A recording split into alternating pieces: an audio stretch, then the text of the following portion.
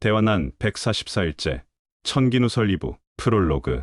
다음 내용은 4년 3개월 전인 2020년 11월 24일 쓴 포스트입니다. 새벽 5시 깨자마자 만들어야 한다는 생각이 강하게 들어서 그냥 만들어봤지만 이미 추정을 다 해본 사실들이지만 표를 만들고 보니 이건 말이 안 됨. 하하하 잠수 탈 준비해야겠어요. 스스로 안 믿어짐. 히읗히읗. 호응하는 분들만. 당분간 타인에게 비밀로 하고 이 블로그에서만 같이 생각해봅시다. 틀은 만들었으니 이제 빈칸을 채워가면 되죠. 당분간 다른 성도들 보기에 우리는 미친 사람들입니다. 비밀 지키세요. 원본 포스트. 챕터 1 육각도형. 전날 자다가 깬 저의 머릿속에는 내용은 기억나지 않는 꿈에서 보았던 선명하게 떠있던 빈 공란에 7년 달력이 남아 있었습니다. 더 자고 싶었지만 잊어버릴까 걱정이 되어 벌떡 일어나 그린 그림이 이 그림입니다. 그리고 바로 포스트를 쓰면서 다음과 같이 말을 했지요. 틀은 만들었으니 이제 빈칸을 채워가면 되죠. 제가 위에 말을 한 이유는 무엇인지 정체를 모르던 저 빈 공란의 도표는 그려진 직후로부터 저에게 무언가를 채워넣으라고 계속 말을 하고 있었기 때문입니다. 분명히 뭔가 비밀이 있다는 이상한 확신 속에서 며칠 동안 계속 이 도표만 들여다보았습니다. 그리고 발견했습니다. 창조주께서 천지창조를 하실 때 만들어 놓으셨고 하나님 외에는 그 어떤 인간도 알지 못했던 수천 년의 비밀을 말이죠. 이 육각도형의 정중앙에 있는 개기일식은 모세에게 처음 알려주신 유대인들의 달력 1월 1일인 니산월 1일이었습니다. 여호와께서 애굽 땅에서 모세와 아론에게 일러 말씀하시되 이 달을 너희에게 달의 시작 곧 해의 첫 달이 되게 하고. 출애굽기 12장 1에서 2절.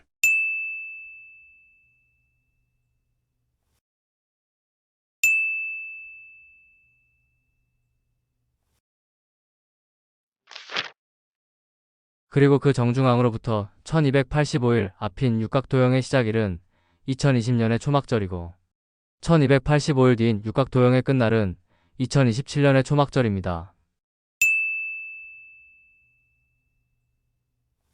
여호와께서 모세에게 말씀하여 이르시되 이스라엘 자손에게 말하여 이르라. 일곱째 달 15째 날은 초막절이니 여호와를 위하여 이래 동안 지킬 것이라. 레위기 23장 33에서 34절. 육각도형의 시작일 2020년 초막절. 육각도형의 끝날 2027년 초막절. 육각도형의 정중앙 2024년의 니산월 1일. 질문드립니다. 이 육각도형 누가 그렸습니까? 여호와께서 애굽 땅에서 모세와 아론에게 일러 말씀하시되 이 달을 너희에게 달의 시작 곧 해의 첫 달 이산월이 되게 하고. 출애굽기 12장 1에서 2절. 여호와께서 모세에게 말씀하여 이르시되 이스라엘 자손에게 말하여 이르라. 일곱째 달 15째 날은 초막절이니 여호와를 위하여 이래 동안 지킬 것이라. 레위기 23장 33에서 34절. 이 그림은 해와 달을 창조하시고 우리에게 성경을 주신 여호와 하나님이 그리신 그림입니다.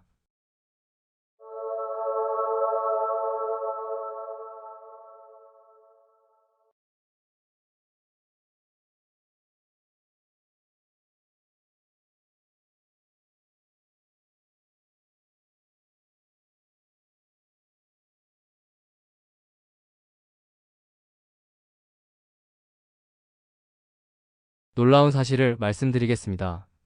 이 발견을 4년이 넘게 외쳐왔는데 하나님을 믿는다는 전 세계의 사역자들과 성도들이 이 그림이 여호와 하나님의 그림이라는 사실을 못 알아보고 있습니다.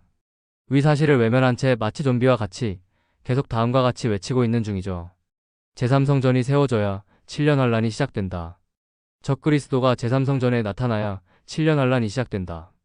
4년을 외쳐도 전 세계의 모든 성도들이 못 알아보고 있고 오직 여기에 모인 수백 명의 여러분들만 이것이 여호와 하나님의 작품이며 인류의 역사는 2년 8개월 남았다는 사실을 알고 있습니다. 오직 여러분만 알고 있습니다. 이유가 무엇일까요? 잘 생각해 보세요. 하나님은 실수하시는 분이 아닙니다. 이것이 전 세계에 퍼지기 원하셨다면 지난 4년간의 시간이면 충분히 전 세계의 성도들이 난리가 난 상황이 되었을 것입니다. 하지만 현실은 그렇지 않습니다. 오직 여기 모인 우리들만 이것이 하나님의 심판 설계도라는 사실을 알고 있고 저는 여전히 성경을 제대로 몇 번 읽어보지도 않은 조무래기들에게 이단이며 거짓 선지자라는 모함을 받고 있습니다. 2년 반 전 책자를 만들고 전 세계로 알리는 사역의 시작점에서 새빨간 거짓말로 우리의 사역을 막아선 여자무당과 그 일당이 한 짓거리들을 기억해보세요. 애초에 퍼지지 못하도록 어떤 힘이 가로막고 있는 것입니다. 확실하죠? 이 육각도형을 공개하신 것은 세상에 알리기 위해서가 아니라 바로 이곳에 모인 여러분들에게만 보여주기 위해서인 것입니다. 주 여호와께서는 자기의 비밀을 그 종 선지자들에게 보이지 아니하시고는 결코 행하심이 없으시라. 아모스 3장 7절. 겉보기에는 주님 늦어지신다고 지쳐있는 평범한 성도들로 보이지만 여러분은 일반 성도가 아닌 것입니다. 여러분이 전 세계 통틀어 유일하게 수천 년의 비밀을 보여주기 위해서 선택된 선지자들이라는 사실을 잊지 마시기 바랍니다. 증거가 너무나 확실합니다. 보라, 내가 속히 오리니 내가 줄 상이 내게 있어 각 사람에게 그가 행한 대로 갚아주리라. 계시록 22장 12절. 2000년 전 세상의 눈으로 보면 아무것도 아니었던 어부등의 천한 신분이었던 제자들이 천국에서 가장 높은 신분이 될 것입니다. 너희는 나의 모든 시험 중에 항상 나와 함께 한 자들인즉 내 아버지께서 나라를 내게 맡기신 것 같이 나도 너희에게 맡겨 너희로 내 나라에 있어 내 상에서 먹고 마시며 또는 보좌에 앉아 이스라엘 12지파를 다스리게 하려 하노라. 누가복음 22장 28에서 30절. 맞지요? 주님의 제자들은 수억에서 수십억의 첫 열매들 중에서 주님의 상에서 먹고 마시는 신분이 되는 것입니다. 그렇다면 지난 6000년 역사에 감추어져 있었던 하나님의 심판 설계도를 처음 알고 믿고 요한계시록의 타임라인을 함께 풀어내고 이것을 세상에 알리기 위한 노력에 동참한 여러분의 상은 얼마나 될 것 같나요? 보라, 내가 속히 오리니 내가 줄 상이 내게 있어 각 사람에게 그가 행한 대로 갚아주리라. 계시록 22장 12절. 저는 지금 추측을 하고 있는 것이 아닙니다. 분명한 위의 성구를 통해 여러분이 일반 성도들과 뭐가 다른지를 알려드리는 중입니다. 비록 여자무당에게 속아서 등을 돌린 이력이 있는 분들이라도 당시에 모여서 사역을 물심양면으로 도왔던 이력이 있는 모든 분들이 큰 상을 받게 될 것입니다. 물론 여기 모인 여러분들 중에서 가장 큰 상을 받으실 분들이 누군지를 저는 압니다. 그 주인공은 이 사역의 마무리를 함께하고 계시는 분들입니다.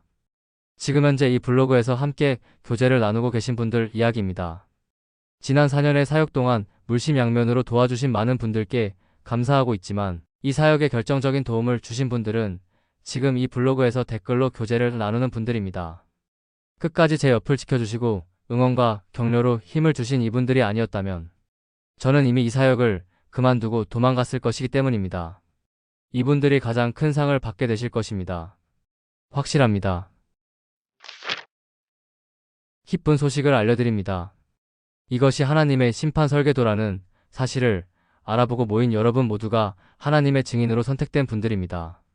슬픈 소식을 알려드립니다.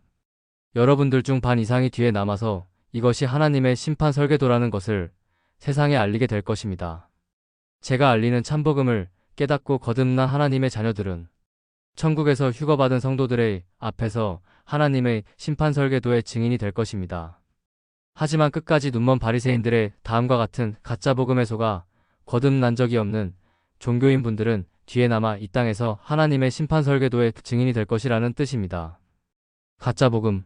잘못 살면 구원은 취소된다. 잘못 살면 구원은 소멸된다. 그러니 열심히 거룩을 추구하고 죄를 짓지 말아야 천국을 갈 수 있다. 위와 같이 믿고 있는 모두가 뒤에 남게 될 것입니다. 위의 말은 다음과 같은 뜻이기 때문입니다. 천국 가는 것은 예수 그리스도의 보혈만으로는 부족해. 내 거룩한 행위가 보태져야 갈 수 있는 거야. 하나님께서 값없이 흘려주신 은혜의 보혈의 영원한 능력을 모욕하고 자신의 의를 세워 천국 가려는 짓거리를 하는 불순종하는 자들이 휴거에 동참하지 못할 것은 당연한 것입니다. 물론 휴거 후에는 진짜 복음이 뭔지를 깨닫고 거듭나 천국에 오시게 되겠지요. 따라서 참복음을 받아들이지 못한 분들의 사명이 휴거의 뒤에 남아서 참복음과 하나님의 징조를 세상에 알리는 것이라고 말씀드리는 것입니다. 진짜 복음. 너희가 그 은혜를 인하여 믿음으로 말미암아 구원을 얻었나니 이것이 너희에게서 난 것이 아니요 구원은 하나님의 선물이라. 구원은 너희의 행위에서 난 것이 아니니 이는 누구든지 자랑치 못하게 함이니라. 에베소서 2장 8에서 9절. 기억해 두세요. 반드시 이렇게 될 것입니다. 조만간.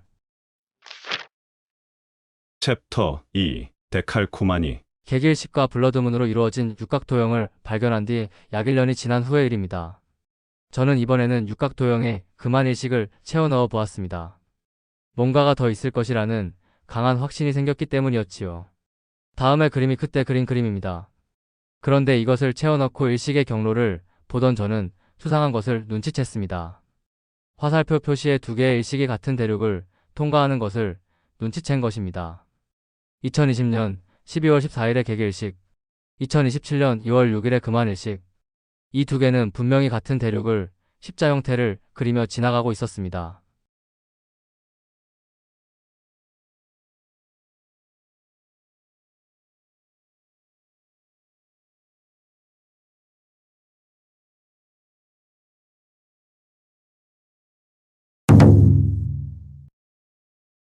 이것을 보고 제 머릿속에는 혹시?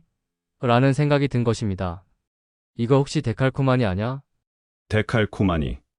어떠한 무늬를 특수 종이에 찍어 얇은 막을 이루게 한 뒤 다른 표면에 옮기는 회화 기법. 이 과정을 통해 발견하게 된 것이 바로 또 하나의 심판 설계도인 데칼코마니입니다.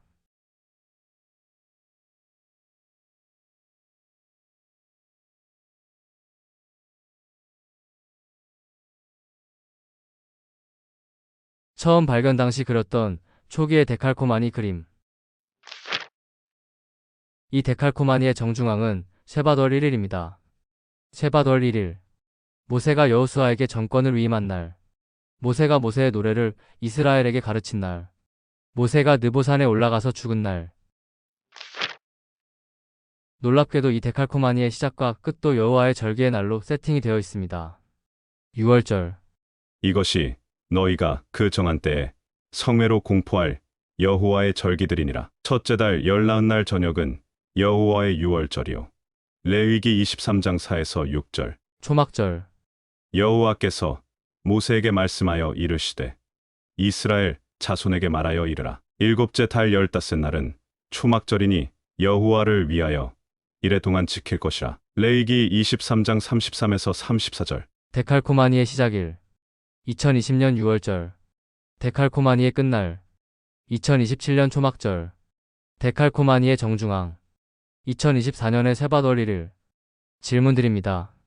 이 데칼코마니 누가 그렸습니까? 이 그림은 해와 달을 창조하시고 우리에게 성경을 주신 여호와 하나님께서 그리신 그림입니다. 놀라운 사실을 말씀드리겠습니다. 이 발견을 4년이 넘게 외쳐왔는데 하나님을 믿는다는 전 세계의 사역자들과 성도들이 이 그림이 여호와 하나님의 그림이라는 사실을 못 알아보고 있습니다. 위 사실을 외면한 채 마치 좀비와 같이 계속 다음과 같이 외치고 있는 중이죠. 제3성전이 세워져야 7년 환란이 시작된다. 적그리스도가 제3성전에 나타나야 7년 환란이 시작된다. 4년을 외쳐도 전 세계의 모든 성도들이 못 알아보고 있고 오직 여기에 모인 수백 명의 여러분들만이 이것이 여호와 하나님의 작품이며 인류의 역사는 2년 8개월 남았다는 사실을 알고 있습니다. 지금부터 집중해 보세요. 데칼코마니의 두 번째 일식을 보세요. 태평양의 왼쪽 끝에서 시작한 개기 일식이 태평양의 중앙에서 사라집니다. 1년 6개월 후 사라진 그 자리에서 금한 일식이 다시 나타나서 태평양의 우측 끝에서 사라집니다. 이것이 우연 같으신 분? 다시 집중 부탁드립니다. 데칼코마니의 네 번째 일식을 보세요.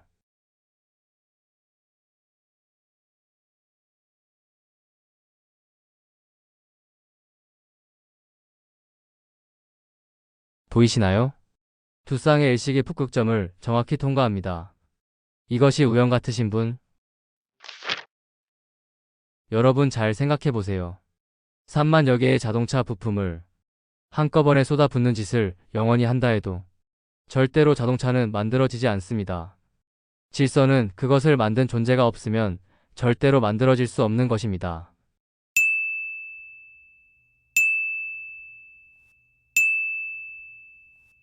평생을 하나님의 존재를 부정하시며 살아오신 분들께 말씀드립니다. 위에 데칼코마니가 우연히 생겼을까요? 아니면 이것을 그리신 분이 진짜로 계신 것일까요? 다시 잘 생각해 보세요. 당신의 손에 주사위가 들려져 있습니다. 당신이 그 주사위를 다음의 시간 간격으로 한 번씩 던졌습니다. 6달, 6달, 6달, 16달, 6달, 6달, 정중앙 6달, 16달, 6달, 6달, 6달. 위의 시간 간격으로 주사위를 한 번씩 던졌을 때 정중앙을 기준으로 다음과 같이 좌우가 똑같은 숫자의 주사위로 배열될 확률이 몇 프로나 될까요? 이것이 데칼코마니입니다. 이것은 분명히 하나님께서 그리신 그림입니다. 게다가 이 그림은 2020년부터 2027년까지의 기간을 지목함으로써 인류의 역사가 2027년에 끝난다는 사실을 알려주신 하나님의 설계도인 것입니다. 제가 무슨 말을 하고 있는 것인지 눈치채셨나요? 하나님이 진짜로 계신 분이라면 지난 역사, 모든 죽은 인간들이 부활하여 가게 될 천국과 지옥도 분명히 존재하는 것입니다. 하나님을 믿고 죽은 사람들은 부활하여 영원한 생명을 가진 육신을 새로 입고 하나님께서 짝지어 주신 자신의 영원한 짝과 함께 후손을 번성시켜 그 후손들의 왕이 되는 축복 속에 영원히 행복하게 살게 될 것입니다. 다시 밤이 없겠고 등불과 햇빛이 쓸데없으니 이는 주 하나님이 그들에게 비치심이라. 그들이 세세토록 왕 노릇하리로다. 계시록 22장 5절. 그들이 새 노래를 불러 이르되 두루마리를 가지시고 그 인봉을 떼기에 합당하시도다. 일찍이 죽임을 당하사 각 족속과 방언과 백성과 나라 가운데에서 사람들을 피로 사서 하나님께 드리시고 그들로 우리 하나님 앞에서 나라와 제사장들을 삼으셨으니 그들이 땅에서 왕 노릇하리로다. 계시록 5장 9에서 10절.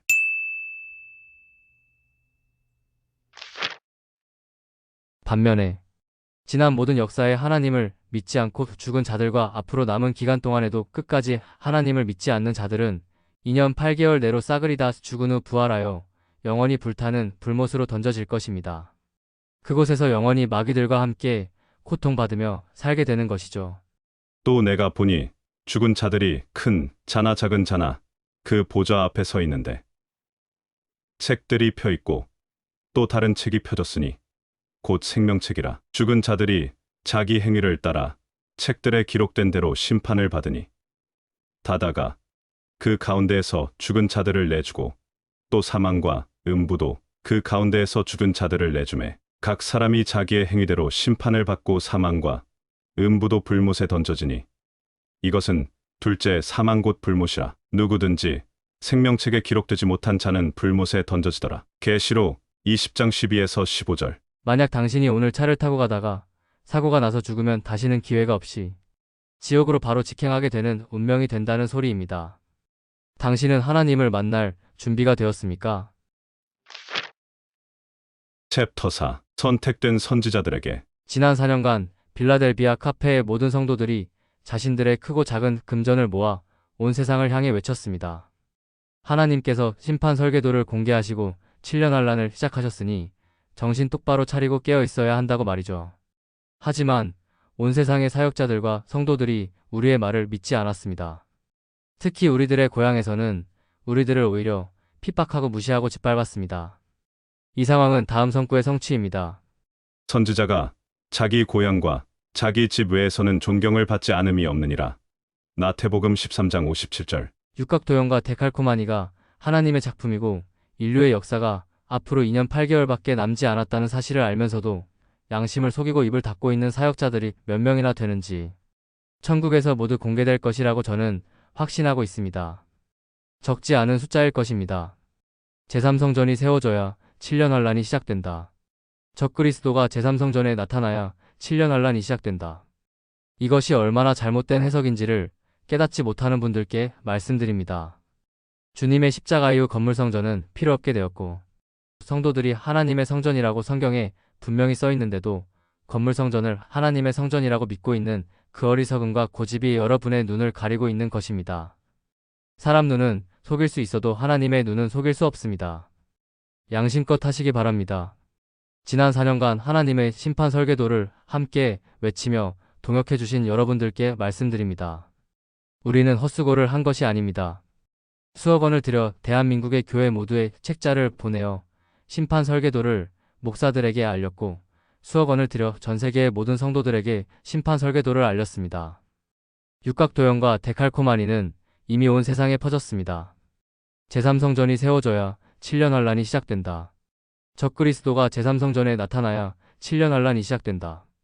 위와 같은 잘못된 해석 속에 세뇌되어 있는 그들이 인정을 안 하고 있을 뿐이죠. 휴거 이후 우리의 노력은 결실을 맺게 될 것입니다. 하나님의 선포는 휴거 이전과 휴거 이후로 나뉘어질 것입니다. 육각도연과 데칼코마니는 휴거 이전에는 다음 선구의 성취를 위해 이곳에 우리들만 알아봤습니다. 주 여호와께서는 자기의 비밀을 그 종 선지자들에게 보이지 아니하시고는 결코 행하심이 없으시라. 아모스 3장 7절. 하지만 휴거 이후에는 우리들의 외침을 통해 이 사실을 알고 있었던 모든 남겨진 자들이 육각도연과 데칼코마니를 외치게 될 것입니다. 지난 4년간 물심양면으로 열심히 노력했던 사랑하는 모든 빌델 가족 여러분. 당신들의 노력은 결코 헛된 것이 아니었다는 것을 하늘에 올라가서 알게 될 것입니다. 저는 반드시 주님 앞에서 다음과 같이 외칠 것입니다. 이 사역은 여러분이 해낸 것이라고 말이죠. 여러분의 귀한 응원과 격려와 위로가 아니었다면 저는 이미 모든 것을 포기하고 도망갔을 테니까요. 마귀들의 온갖 방해와 회방 속에서도 이 소중한 모임을 끝까지 지켜낸 사랑하는 모든 천국 가족 여러분. 진심으로 사랑합니다. 감사합니다. 축복합니다. 천국에서 만나요. 그가 큰 나팔 소리와 함께 천사들을 보내리니 그들이 그의 택하신 자들을 하늘 이 끝에서 저 끝까지 사방에서 모으리라. 마태복음 24장 31절.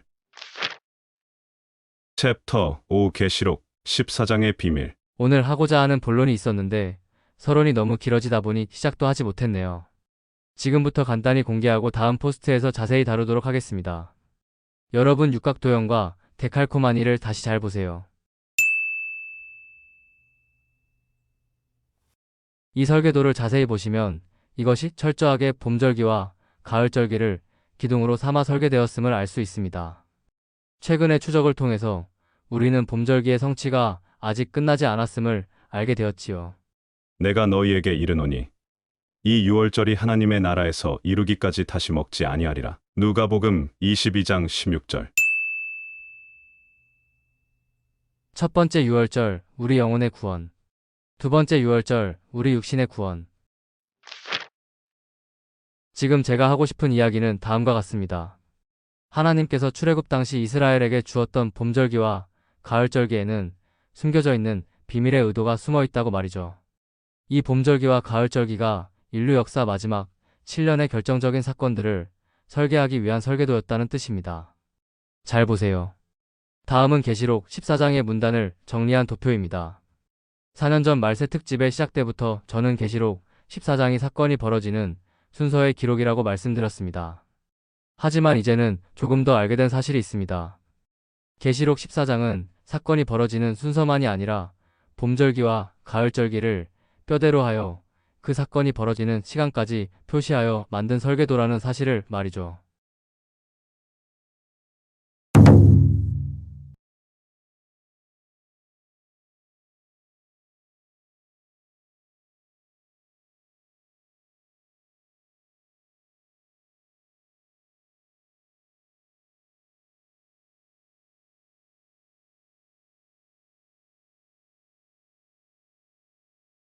다음 시간에 자세히 다루겠습니다. 거듭남 시리즈 4부 잠 못 이루는 신부에게 파트 2. 너무 동감되어 댓글 남겨요. 가끔 이런 말씀도 올려주시면 큰 힘이 될 것 같아요. 전에 잠깐 예수님이 구약의 하나님인 거 아시죠? 라는 한 문장에 갑자기 많은 걸 깨닫게 되는 순간이었습니다. 그 말씀에 대해서도 승민 아빠님이 한번 나눠주시면 참 좋겠네요. 기대할게요. 애타는 기다림 가운데 여기 와서 다시 세임 받아요. 감사합니다. 탑클래스 지체님의 댓글 중 부족한 글이지만 지체님들이 힘을 받고 즐거워하는 모습을 볼 때 저는 정말 큰 기쁨을 느낍니다. 위에 지체님의 말씀 중 예수님이 구약의 하나님인 거 아시죠? 든 말씀은 예수님이 여호와 하나님인 거 아시죠? 라고 했던 예전 포스트의 문장 내용이죠. 예수님께서 여호와 하나님이시라는 것을 다들 잘 알고 계실 것입니다. 이 포스트는 혹시나 아직 헷갈리시는 분을 위해서 쓰는 포스트입니다. 챕터 1 승천과 재림. 갈릴리 사람들아, 어찌하여 서서 하늘을 쳐다보냐? 너희 가운데서 하늘로 올려지신 이 예수는 하늘로 가심을 본 그대로 오시라. 사도행전 1장. 주님의 승천 장면에서 천사가 한 말. 위의 대사는 부활 후 40일간 특강을 하신 예수님이 하늘로 승천하시는 장면에서 천사들이 제자들에게 한 말입니다. 하늘로 가심을 본 그대로 오시리라. 우리는 제자들이 모르던 주님 오시는 때를 알고 있는 축복을 받았죠. 승천과 재림의 정확한 2000년. 하늘로 가심을 본 그대로 오시리라. 스가랴서에 주님의 재림 장면이 나타나 있습니다. 이때는 바로 여섯째 대접재앙인 아마겟돈 전쟁의 장면입니다. 전 세계 왕이 쳐들어온 아마겟돈 전쟁으로 이스라엘이 고통 속에서 바룩하바 베셈 아도나이 찬송하리로다 주의 이름으로 오시는 이여 라고 외칠 때 예수님이 재림을 하시죠. 그것이 다음의 스가랴의 장면입니다. 스가랴 14장 3절에서 6절. 그때 여호와께서 나가사 그 이방 나라들을 치시되 이왕의 전쟁 날에 싸운 것 같이 하시리라. 그 날에 그의 발이 예루살렘 앞 곧 동쪽 감람산에 서실 것이요 그 날에는 빛이 없겠고 광명한 것들이 떠날 것이라. 설명이 필요 없죠. 예수님이 여호와이십니다. 아래 내용은 같은 아마겟돈 장면을 묘사한 계시록의 내용입니다. 계시록 19장 16절. 또 그가 피 뿌린 옷을 입었는데 그 이름은 하나님의 말씀이라 칭하더라. 그 옷과 그 다리에 이름을 쓴 것이 있으니 만왕의 왕이요 만주의 주라 하였더라. 재림하시는 만왕의 왕이요 만주의 주는 예수 그리스도뿐이시죠. 기약이 이르면 하나님이 그의 나타나심을 보이시니 하나님은 복되시고 유일하신 주권자이시며 만왕의 왕이시며 만주의 주시여. 디모데전서 6장 15절. 국어사전에서 유일하다의 뜻, 오직 하나밖에 없다. 디모데 전서에는 유일하신 주권자이신 하나님이 만왕의 왕 만주의 주 예수님이라고 나타나 있습니다. 이제 다음의 성구와 비교를 해보세요. 그룹 사이에 계신 이스라엘 하나님 만군의 여호와여. 주는 천하만국의 유일하신 하나님이시라. 주께서 천지를 만드셨나이다. 이사야 37장 16절. 유일하다. 오직 하나밖에 없다. 예수님은 유일하신 주권자 여호와 하나님이십니다. 스가랴 14장 9절. 여호와께서 천하의 왕이 되시리니 그날에는 여호와께서 홀로 한 분이실 것이요 그 이름이 홀로 하나이실 것이라. 챕터 2 천지창조. 여호와 하나님의 천지창조. 태초에 여호와 하나님이 천지를 창조하시니라. 창세기 1장 1절. 예수님의 천지창조. 태초에 말씀이 계시니라. 이 말씀이 하나님과 함께 계셨으니 이 말씀은 곧 하나님이시니라. 그가 태초에 하나님과 함께 계셨고 만물이 그로 말미암아 지은 바 되었으니 지은 것이 하나도 그가 없이는 된 것이 없느니라. 요한복음 1장 1절로 3절. 위의 성구를 초신자의 눈으로 얼핏 보면 아버지 하나님 옆에서 아들 하나님이 같이 천지창조를 거두신 거로 보이죠. 하지만 다음의 성구를 보세요. 나 여호와가 이같이 말하노라. 나는 만물을 지은 여호와라. 홀로 하늘을 폈으며 마와 함께 한 자 없이 땅을 펼쳤고.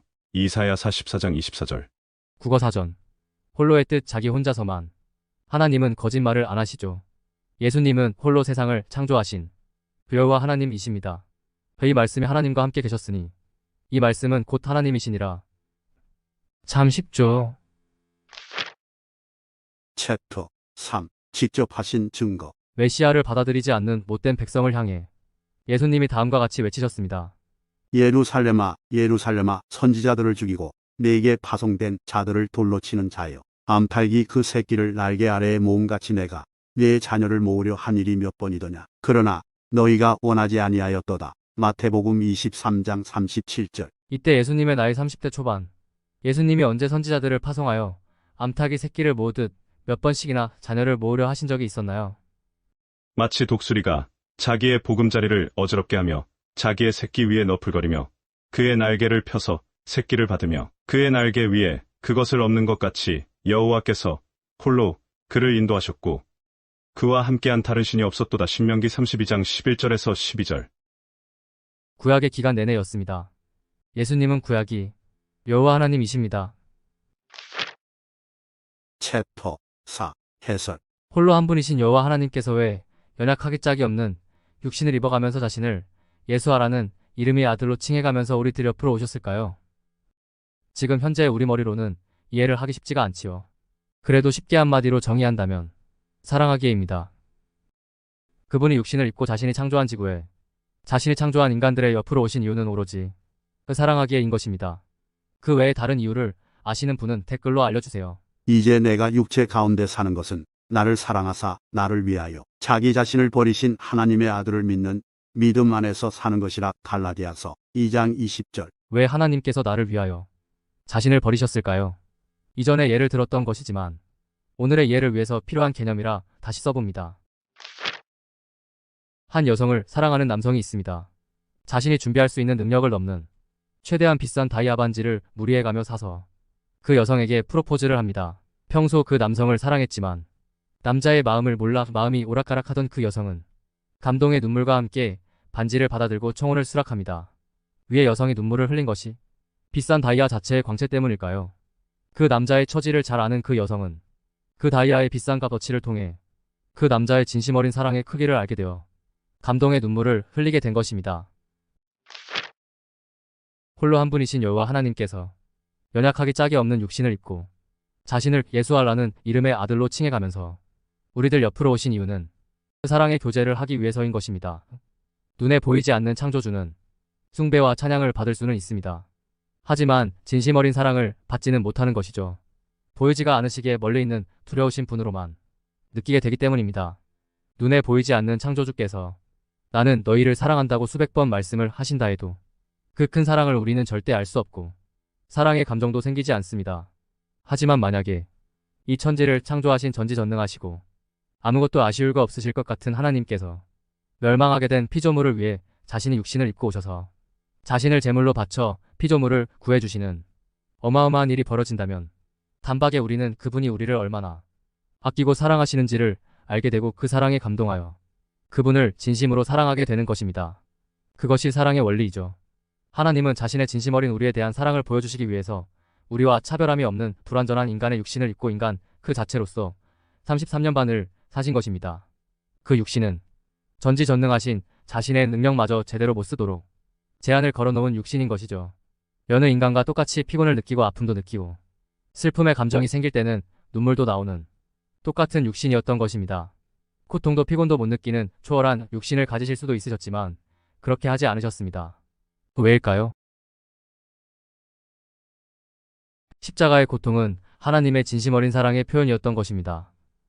그렇게 안 하시면 우리의 머리로서는 하나님의 엄청난 사랑의 크기를 절대로 알 수가 없다니까요. 생각을 해보세요.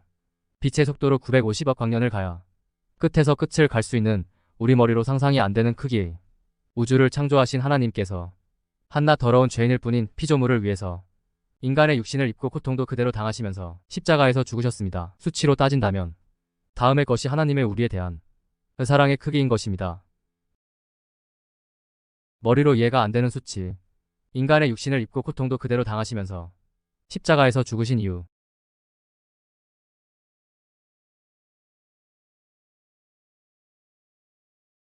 안다스탠드? 저는 이러한 하나님의 사랑을 깨닫고 알고 있다니까요. 그래서 맨날 엎어지고 실수해도 두려움이 없는 것입니다. 나를 이토록 사랑하시는 내 아버지니까요. 내가 왜 내 아버지가 나를 지옥 보낼까봐 두려워해야 하나요? 악한 인간도 자식한테 그런 짓 안 한다니까요. 이제 제가 앞전에 한 다음 이야기가 이해되실 것입니다. 저는 한 번 구원은 영원한 구원이라는 말을 믿는 것이 아닙니다. 저는 나를 위해 피조물의 온갖 모욕도 참고 십자가의 고통을 이겨내신 하나님은 절대로 날 버리지 않으실 것을 알고 있는 것입니다. 잊지 마세요. 하나님은 당신의 잘잘못을 저울질해서 천성을 들여 보내주시는 무서운 하나님이 아니라 당신과 천성에서 같이 살기를 간절히 원하셔서 당신 대신 귀한 피를 흘려주신 사랑의 하나님입니다. 이제 명확히 말씀드립니다. 염소와 송아지의 피로 하지 아니하고 오직 자기의 피로 영원한 속죄를 이루사 단번에 성소에 들어가셨느니라. 히브리서 9장 12절. 여호와 하나님이 인간의 몸을 입고 예수와 란 이름으로 오셔서 자신을 제물로 바쳐 우리의 모든 죄를 사해 주셨지만 모든 죄가 다 사해졌는데도 불구하고 우리가 죄에 대한 회개를 해야 하는 이유는 천성을 가야 해서가 아닌 그 사랑이 너무 감사해서 그 죄사함을 해주신 크신 사랑에도 불구하고 죄를 지어서 죄송해서 하는 회개가 돼야 하는 것입니다. 회개를 덜해서 천성을 못 가는 사람은 없습니다. 성경은 논리로 징벌과 사랑을 따지는 학문이 아닙니다. 천성을 가는 것은 하나님을 진심으로 사랑하는 그 사랑으로 가는 것입니다. 하나님을 진심으로 사랑하는 당신은 넉넉히 천성을 들어갈 수 있습니다. 이것이 복음입니다. 하나님을 진심으로 사랑하는 방법. 내 힘으로는 아무것도 할 수 없다는 것을 깨닫고 겸손한 마음으로 구원을 하나님께 간구하며 기도하면 영원한 생명을 받게 되는 거듭남. 나 같은 더러운 죄인을 아무 조건 없이 용서해 주시는 그 사랑을 깨닫게 되면 자동적으로 하나님을 진심으로 사랑하게 되는 것이죠. 그것이 영원한 생명을 얻는 방법이자 거듭남인 것입니다. 하나님을 진심으로 사랑하는 것. 이거 외에 천성과는 다른 조건이 있다고 생각하는 분 댓글 달아주세요. 거듭남 시리즈 4부 잠 못 이루는 신부에게 파트 2 The End. 대화난 144일째 천기누설 2부 The End.